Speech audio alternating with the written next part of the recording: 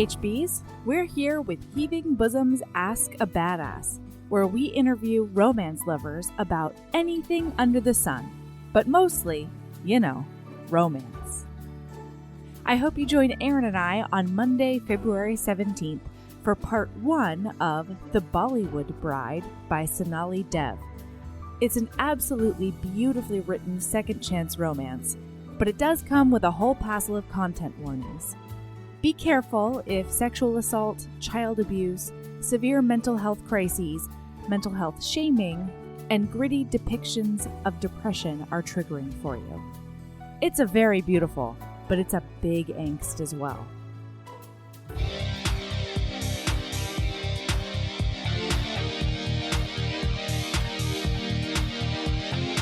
And now we've got Caitlin K. This lifelong Girl Scout is a lover of logistics and audiobooks, a New York Bagel devotee, a destroyer of reading goals, and the baddest of asses. Here we go.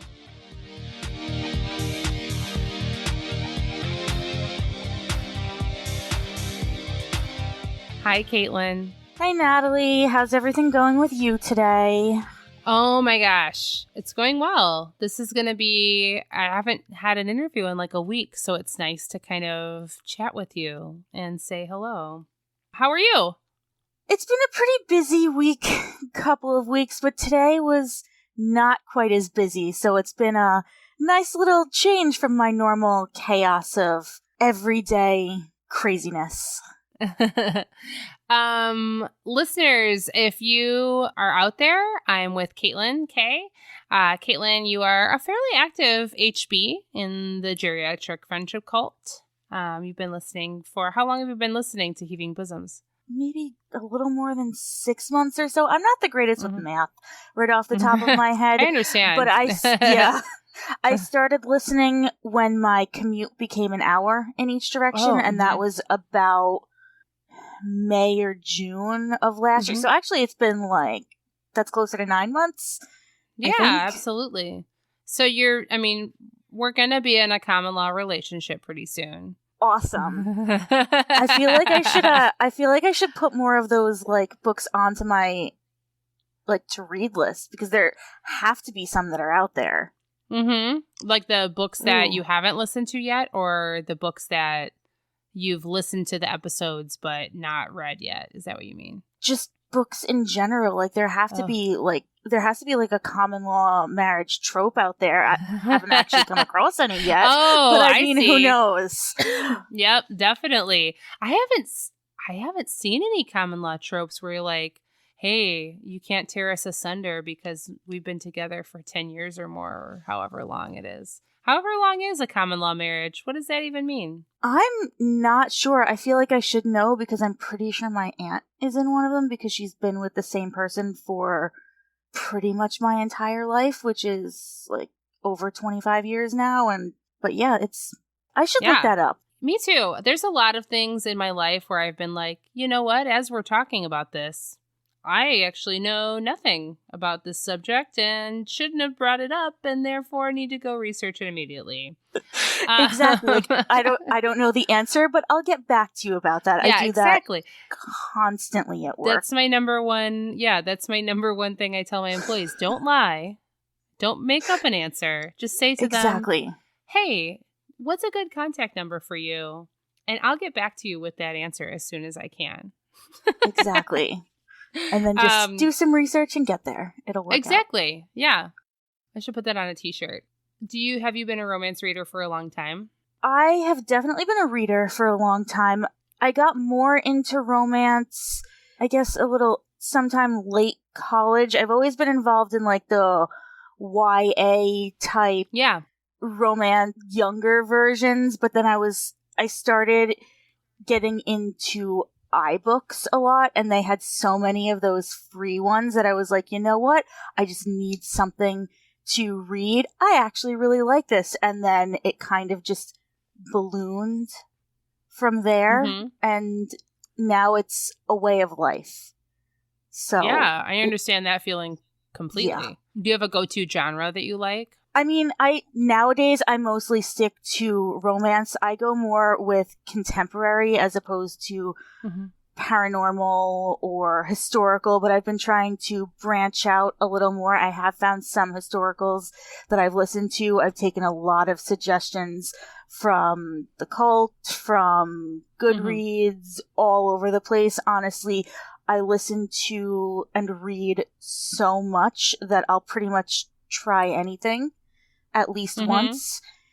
I mainly take in books as audio right now because I have an hour commute in each direction to and from work, and it's it can be a lot, but now I get to really catch up on the reading and the audiobooks and the podcasts, and then I find myself getting so wrapped up in the story that I'm like, I just want to find out what happens in this book, and I'm not watching quite as much TV or anything else. And I mean, you can fold laundry and listen to a book at the same time, or you can just like lay on your bed and scroll Facebook listening to a book, whatever works, or just continuously all the stuff that you would normally be doing anyway. Yeah, exactly. Yeah. All the things you would normally be doing anyway, you can do while listening to a book.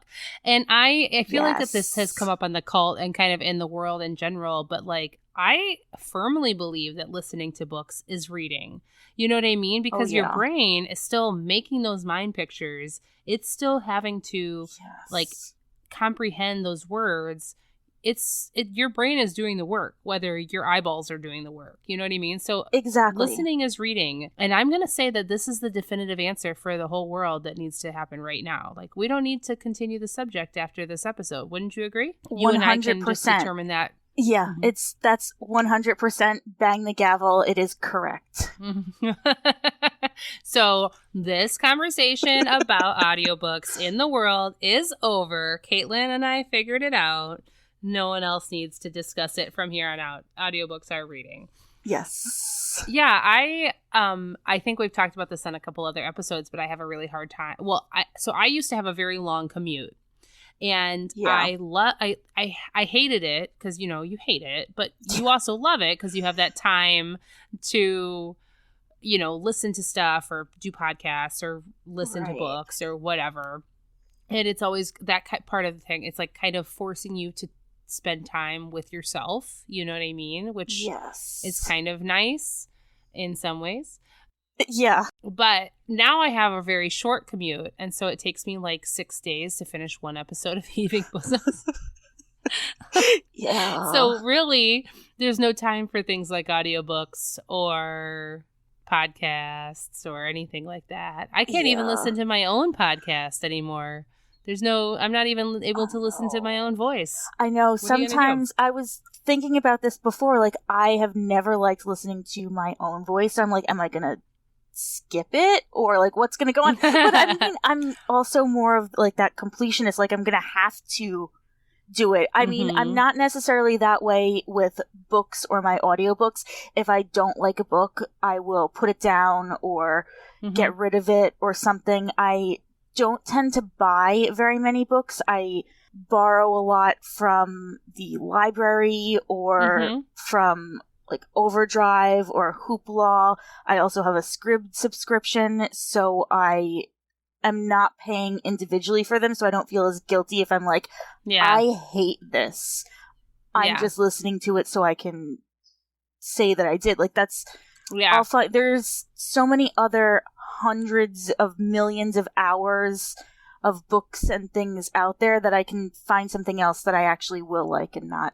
It's really timely for me that we're talking about this because I just finished last week's episode of Heaving Bosoms today, and where Melody's Lady Love was to DNF a book if you're not feeling it, and I was like, oh, I'm already there. I'm a rabid DNFer. I will not. I mean, I do a lot of Kindle Unlimited, so it's kind of similar to what you were talking about, where I'm not paying per book as much. But literally, this last book that I DNF'd was at 75%. And part of me was like, Natalie, just finish it.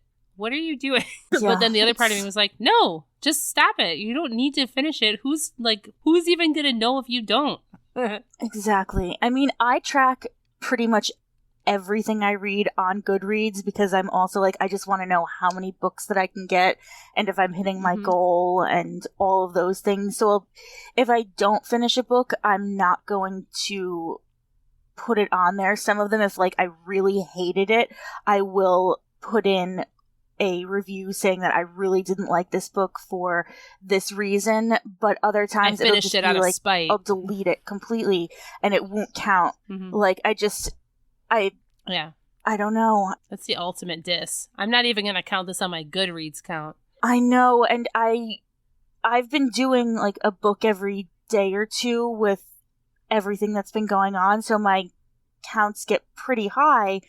And I'm just like, oh, maybe I can hit that like 200 mark this year. And like last year a couple years ago, I had not been able to hit my goal of 75. And now I had like smashed my goal of 100 out of the water in like June or July. And I was like, okay, now I need to be more realistic because I'm actually listening to a lot more books. So what is a better goal so I don't end up going 75 books over my goal and being like, well, I hit it, but that was kind of a different lifetime ago when I said it. Yeah, absolutely. Have you always been like a reading goal person? Like, has that always been how you read? Not necessarily. I started tracking more of the books on Goodreads. I don't even remember when it was, but then I would be able to see, now that I'm reading so many of them, I have found myself like finding a book or coming across a book that I've already read.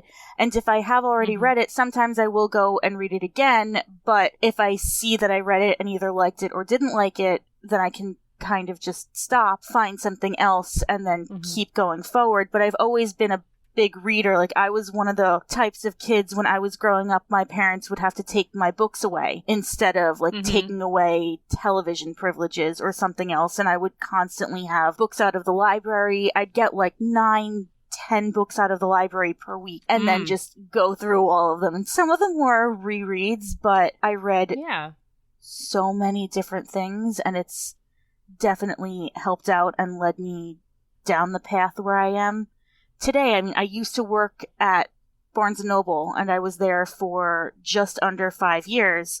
So that also kind of having all of that book knowledge has helped in many different aspects of my life.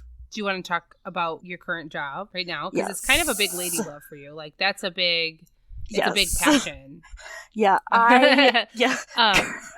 Currently, I work for Girl Scouts. I have actually been a registered member of Girl Scouts for 19 years. I'm really excited because next year I hit the 20-year mark, which is a big deal. Do they give you like, what do they do, like a champagne fountain or what? I wish. That would be awesome. Maybe my coworkers would do that for me because we're always talking about things that we can do.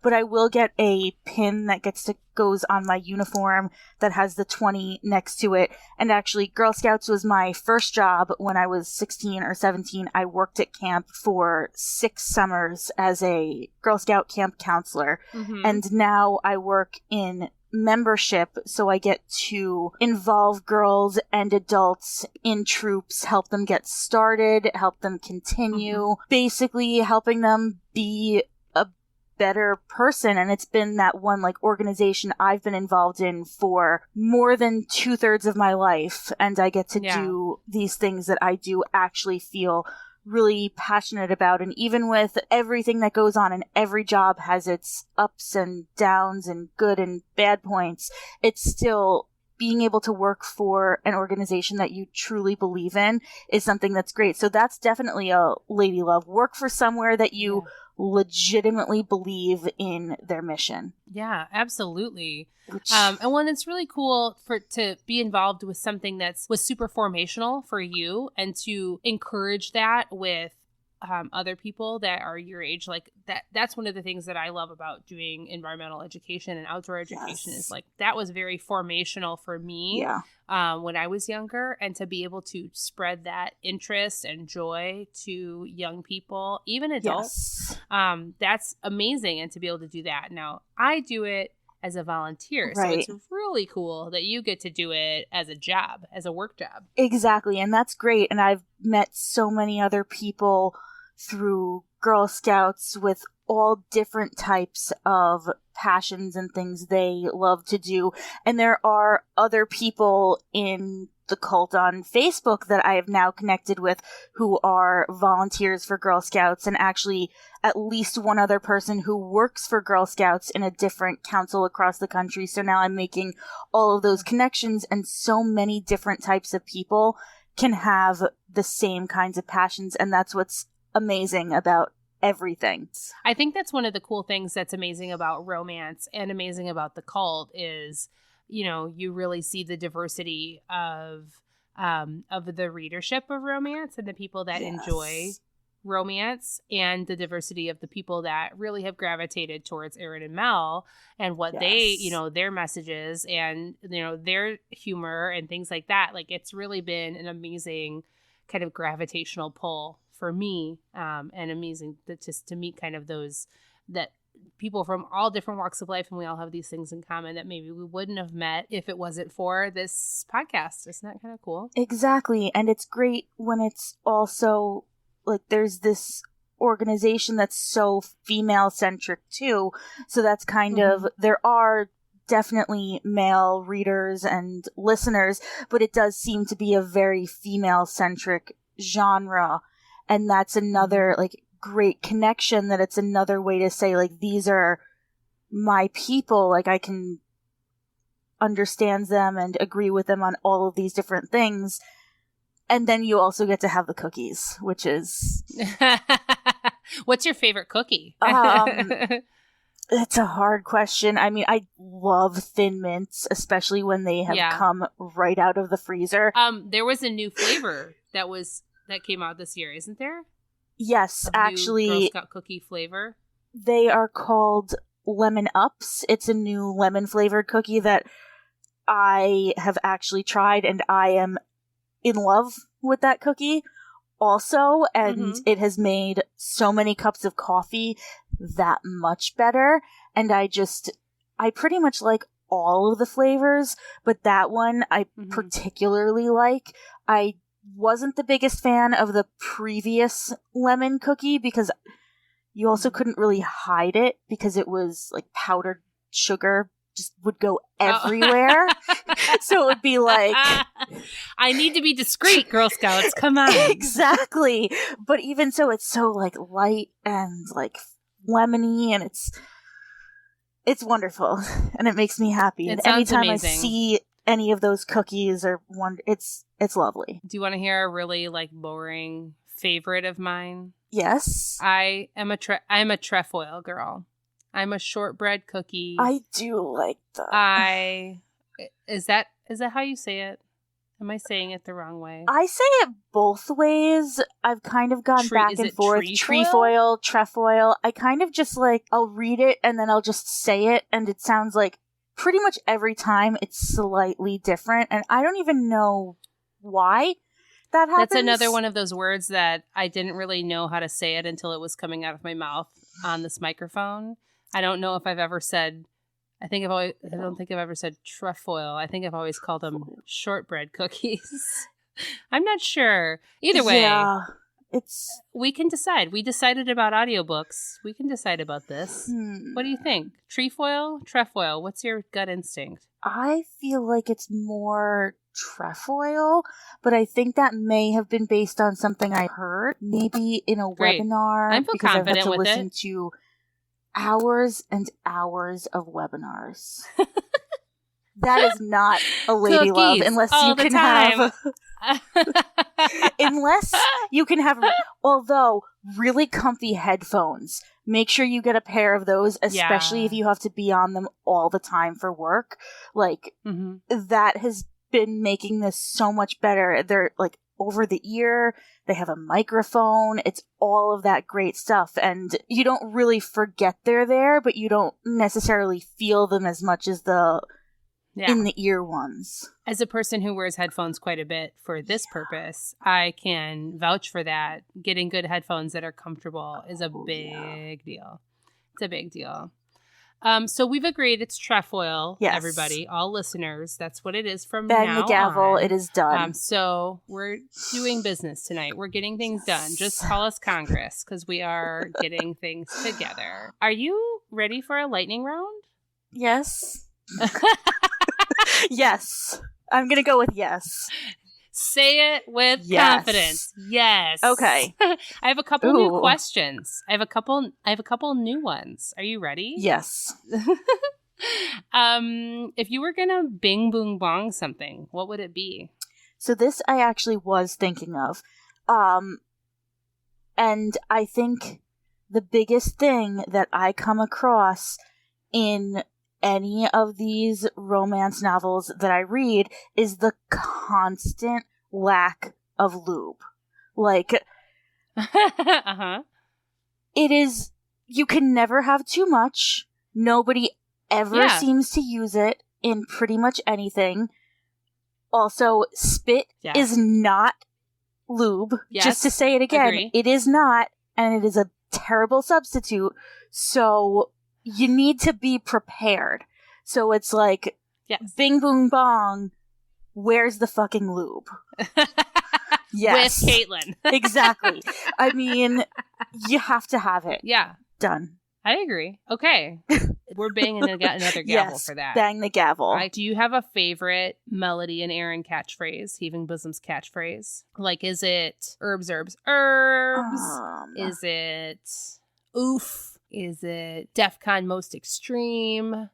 Is there one that you have incorporated into your life? I think it's kind of just like a classic, but I constantly think of logistics and thinking of how all this works. I actually have one of the stickers that has the like, picture on it that I stuck onto my notebook, and I'm like thinking about it, like, how does this work? Like, how would that position work? Like, and I feel like I think about it in my head, and sometimes I will go and pause the podcast and try to visualize it, or I'll pause a book and being like, logistically, how does this work? Like, where are the arms? Where are the legs? Like, this isn't a shifter book. Like, where is this extra leg coming from? Like, sure, it's absolutely. Just, like, how did we get tentacles in here? It just... That's... I understand. Especially when I stick mainly to contemporary books and don't typically have too many of those, like, paranormal, supernatural, alien things. Yeah, you can't suspend reality that much. I understand. I also have that sticker, but I never really worry about logistics. What I am Googling during books is, who is this celebrity that they're comparing this hero to? Because I don't ever know celebrities at all. And they're always like, he looked like this person. And I'm always like, I can't picture who that person is. So hold on a sec. I'm going to Google. I also Google a lot of like what historical clothing is. Because I don't know anything about that. And so in order for my mind to make the correct picture, I have to like Google it and try to figure out what it means and stuff like that. Going along with the people and the costumes and all of that, I also have, it seems like, this pathological need to know whenever I watch a movie or hear like a celebrity being compared to someone in a book, I need to know what that person was in, whether or not I've seen it.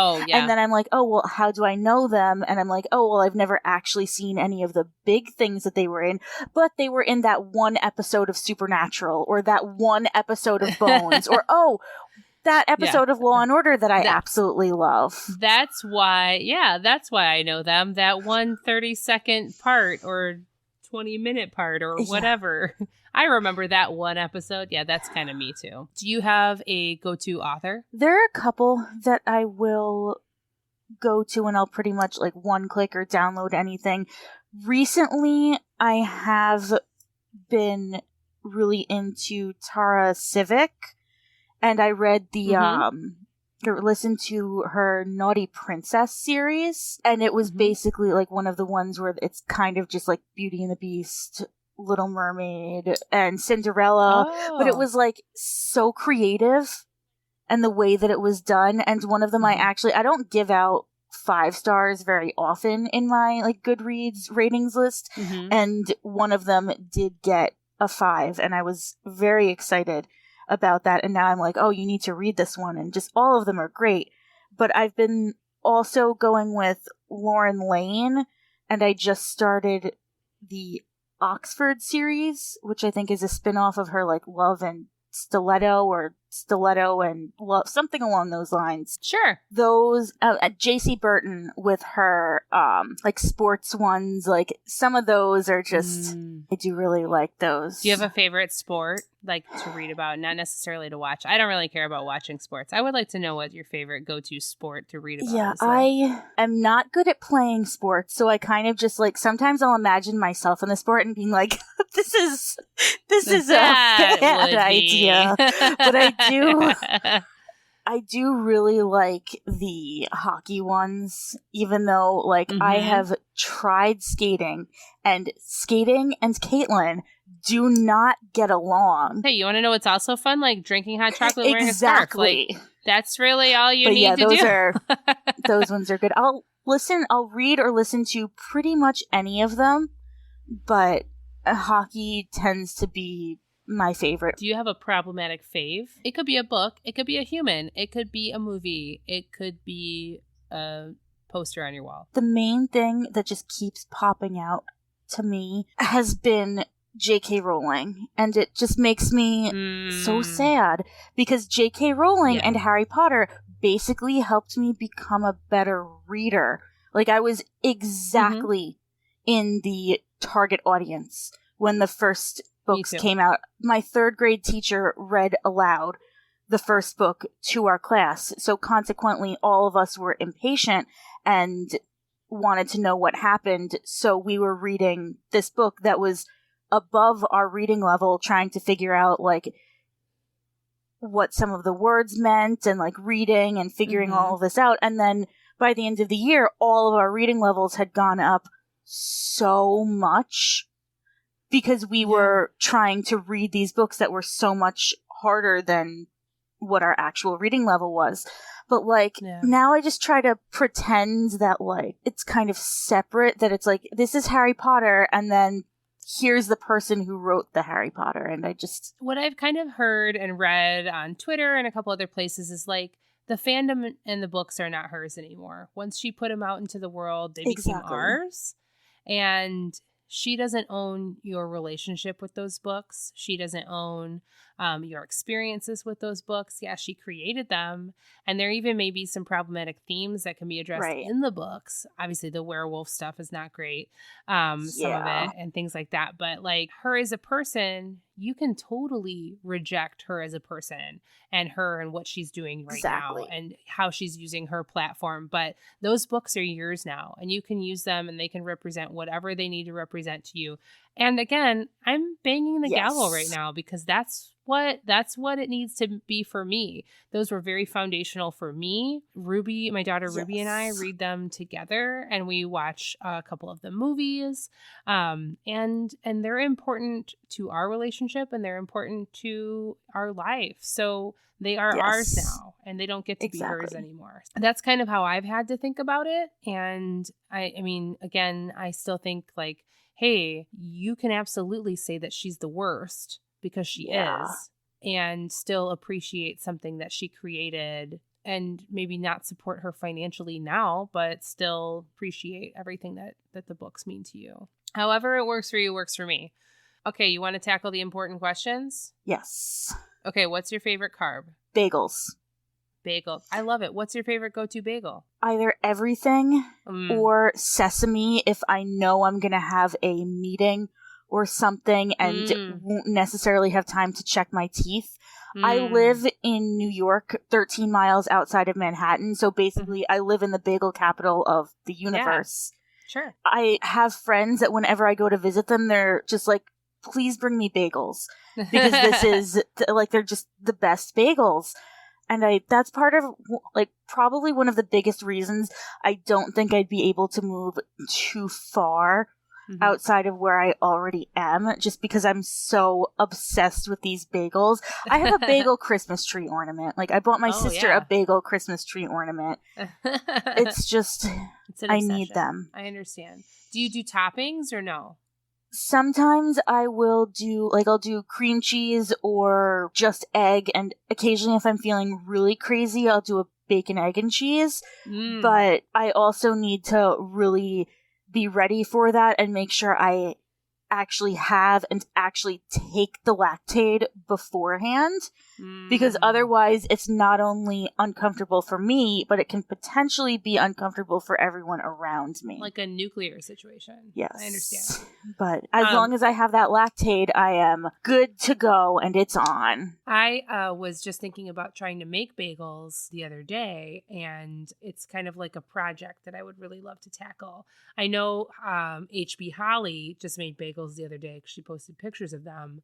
And I did see them. I feel like that's like a good thing to have in your back pocket. Like, hey, yes, I'm going to put on my resume that I can make bagels, and you should be impressed by that. I know. And now I'm just like, I just want to make all of the bagels and all of the breads and things. Just in general, I could never give up bread ever. I understand. It's just, it's a staple. And I mean, if I ever became gluten intolerant or developed celiac, I don't think I'd be able to live with myself, because it's, I'd have to, but I'd be living like a half life, and it would just be. I think that's the worst part, is once you've had it and then you have to eliminate it. You know what I mean? I know. You already have those taste bud memories. It's already there. And you have to just like remember what it was like. So sorry to those of you out there that have had to do that, because like I can't even imagine. It's just so All right, sad. Caitlin, if you could dispense one condiment from your belly button, what would it be? I've been thinking about this. I'm not the biggest condiment fan, but when I was coming to this decision, I feel like if anything had to come out of my belly button, I'd want it to be a margarita. Oh, okay. Because instant party starter. Exactly. You know? I feel like it will always be helpful. Yeah. It's not as like, ideally it shouldn't be like goopy, or if it is, then you're doing something wrong with your margarita mixing. But the only condiment I really like is ranch, and I don't want anything like white and creamy coming out of my belly button. So I love the idea that you're like, I want to choose this condiment because it's my favorite, but I have an ethical problem with choosing this condiment. So I'm choosing something else entirely. I just love that concept.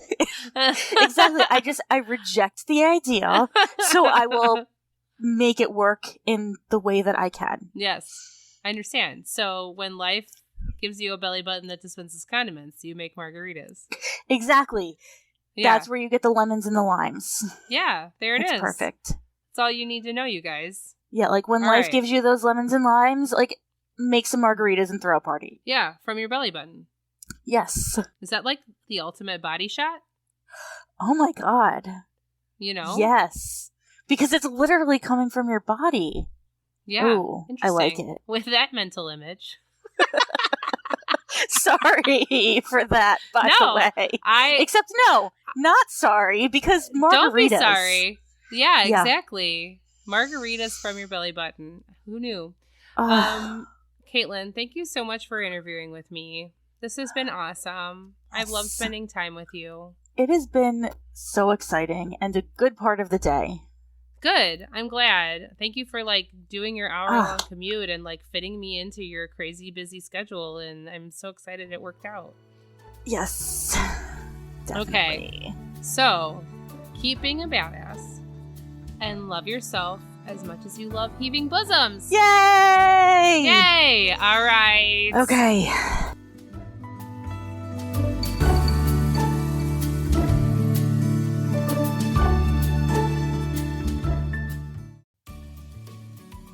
Hey, you.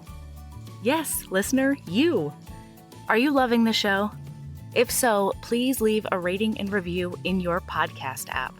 The 90 seconds you take to say something nice not only helps new people find the show, but it makes me super smile over at HBHQ.